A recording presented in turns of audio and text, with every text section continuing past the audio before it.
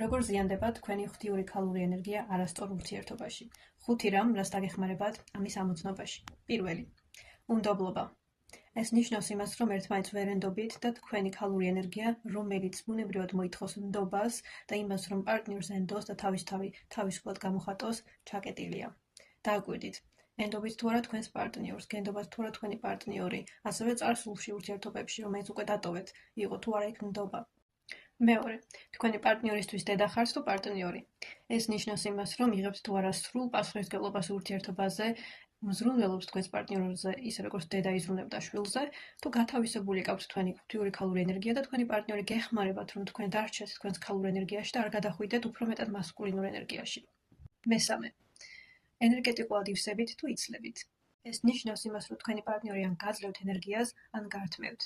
დააკვირდით იმას, თქვენი პარტნიორი შევსებული ენერგეტიკულად და თქვენ დაცლილი თუ არა.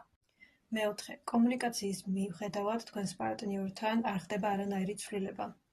მიუხედავად იმისა, რომ გამოხატავთ თუ რა გჭირდებათ, რისკენ მიდიხართ, რას ეძებთ ამ ურთიერთობაში, როგორ გჭირდებათ ხელშეწყობა, არაფერი არ იცვლება და ხდება ჩაკეტილობა. თქვენი ღვთიური ქალი აქ იკეტება და იაზრებს იმას, რომ არ აქვს აზრი იმის გამოხატვას. მეხუთე და ძალიან მნიშვნელოვანი.